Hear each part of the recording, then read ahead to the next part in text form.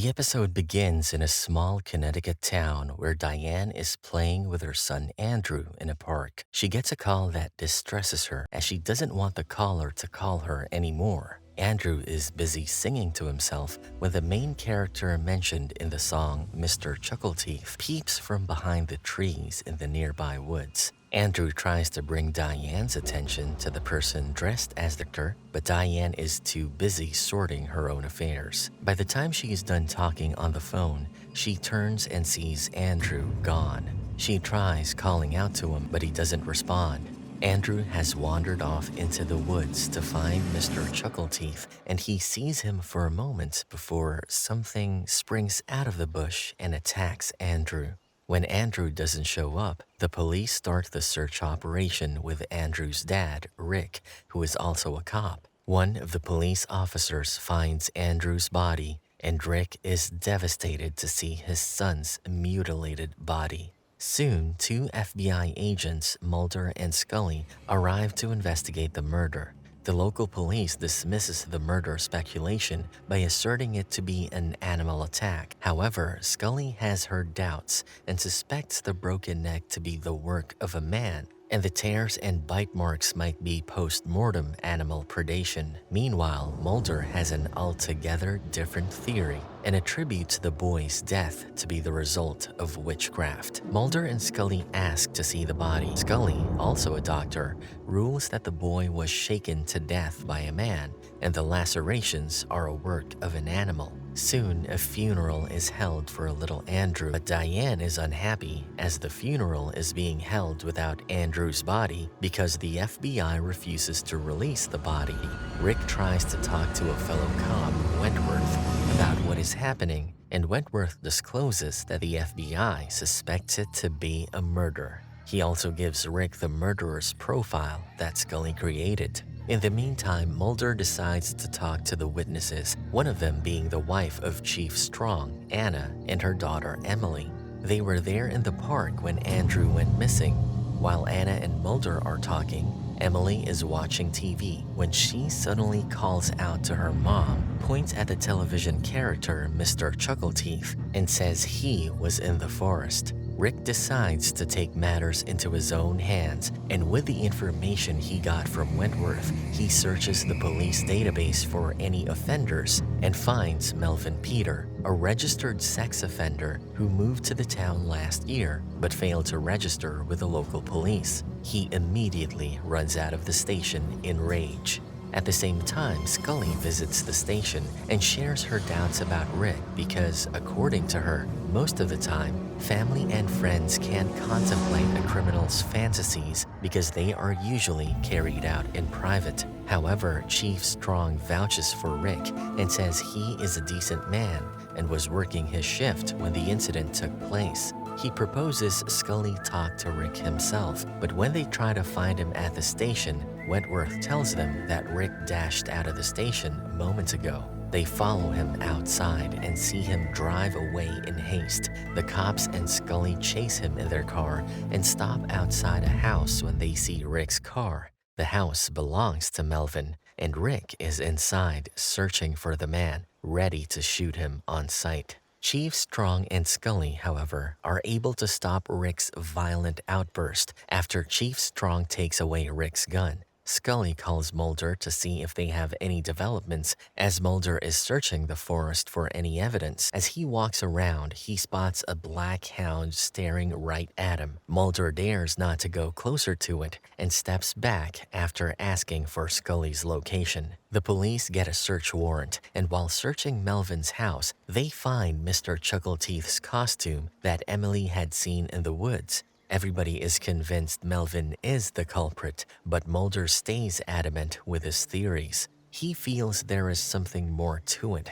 as the case has been too perfect. Another incident shocks the small town when Chief Strong's daughter, Emily, is also killed in a similar fashion as Andrew. Anna reaches the spot and cries after finding her daughter is gone forever. She yells at her husband and blames him for her death. Mulder and Scully are examining the scene when Mulder spots the same white powder he found on Andrew's body, and after tasting it, he confirms it is salt. He further narrates that salt is used to create magic circles when casting spells or curses. He explains that in the 16th and 17th centuries, witches were said to conjure spirits called familiars, which usually took the form of animals. Mulder removes the leaves and finds a salt circle and graves and realizes that it is a Puritan graveyard. He believes Chief Strong is hiding something from them, and they go to confront him. Scully asks if he killed the two kids, and after mustering up the courage, the chief confesses to letting the devil into his soul. He admits to breaking a sacred commandment, but denies killing anybody. It turns out that the chief was having an affair with Diane, and even though she wanted to end it, he kept pushing her to continue seeing him. He starts crying because he thinks he is being punished for the sin he has committed. They are soon interrupted by a call, and they rush to the park. In the meantime, Melvin arrives near the park and finds a crowd and police cars parked near the woods. His car suddenly gets rammed by Rick's car, and Rick gets down to pull Melvin out of his car. Rick mercilessly beats Melvin, who claims he didn't kill anybody. Wentworth tries to stop Rick, but the people of the town take the law into their hands and start beating Melvin.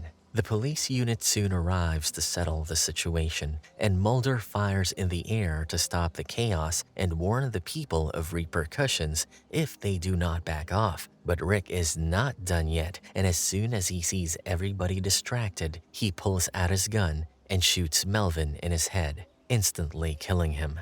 Soon a trial is held, but Rick is not convicted after considering the circumstances and is released on bail. Outside the courtroom, Wentworth waits for Scully and Mulder and hands them the evidence in the form of photographs of Melvin performing at a birthday party 40 miles from town on the day Andrew died. He met with a client, and they also have video evidence of Melvin at the party with the timestamps. That night when Rick comes home, he confronts Diane about cheating on him and says he's leaving her, but she gets angry at the confrontation and says she is leaving him before walking out of the house. She leaves in her car and is driving really fast when she sees Andrew suddenly appear in the middle of the road, and she immediately turns to the side to avoid the collision. In the process, her car overturns, and when it finally stops, something approaches the car and growls.